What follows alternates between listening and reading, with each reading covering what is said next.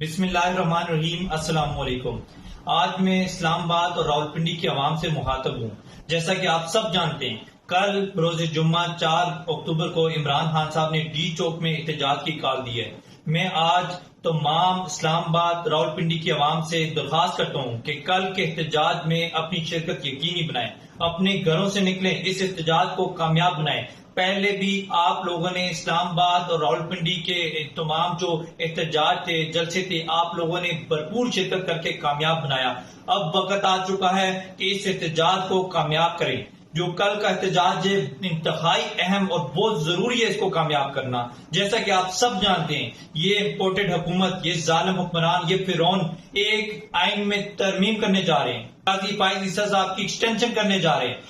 اگر اس ایکسٹینشن کو ہم نے نہ روکا، جو یہ قانون میں بہت سارے اور قانون میں آئین میں ترمیم کرنے جا رہے ہیں، اگر ہم لوگوں نے نہ روکا، اس کے خلاف احتجاج نہ کیا، تو یقین مانے کل کو یہ ہمارے گربانوں تک تو ان کے ہاتھ پہنچ چکے ہیں، یہ گلوں تک پہنچے گے، یہ ہمارا جینا حرام کر چکے ہیں آلریڈی۔ لیکن ابھی جو باقی تھوڑی بہت جو کسر رہ چکی ہے، وہ بھی ہمارا جو ہے جینا حرام کرنے کے چکروں میں، بلکہ ہمیں پورا مکمل انہوں نے مارنے کا فل پروگرام بنایا ہوا ہے۔ تو آپ سب سے درخواست ہے، کل احتجاج میں اپنی شرکت یقینی بنائیں، کل نکلیں، اس احتجاج کریں اور عمران خان کی رہائی کے لیے بھی احتجاج کریں۔ جو عمران خان کو بے گناہ قید کیا گیا ہے، اس کے خلاف بھی اپنا احتجاج ریکارڈ کریں۔ اور KPK کی اور پنجاب کی عوام سے بھی درخواست کرتا ہوں کہ آپ لوگوں نے بھی بھرپور اس احتجاج میں شرکت کرنی ہے اور اب بتانا ہے کہ ہم عمران خان کے ساتھ کھڑے ہیں، شانہ بشانہ کھڑے ہیں۔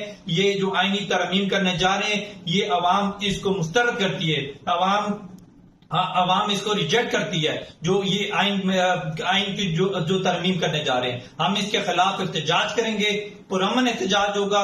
ہم ہمیشہ ہم نے پرامن احتجاج کیا ہے، آگے بھی ہم پرامن احتجاج پر یقین رکھتے ہیں۔ احتجاج جمہوریت کا ایک حسن ہے۔ تو انہوں نے پھر آج اسلام آباد کے داخلی اور خارجی راستوں میں کنٹینرز کھڑے کیے ہیں۔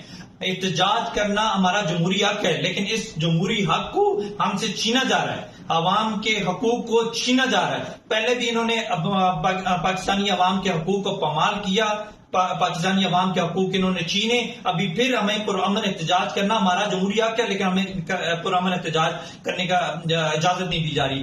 آج وزیر داخلہ صاحب پریس کانفرنس کرتے ہیں اور دھمکیاں دے رہے ہیں، ہم یہ کر لیں گے، وہ کر لیں گے۔ آپ کیا کر سکتے ہو؟ آپ لوگوں نے جو کرنا ہے کر لو، اور انشاءاللہ پہلے بھی آپ لوگ کہتے تھے کہ علی امین گنڈاپور کو اٹک کا پل کراس نہیں کرنے دیں گے۔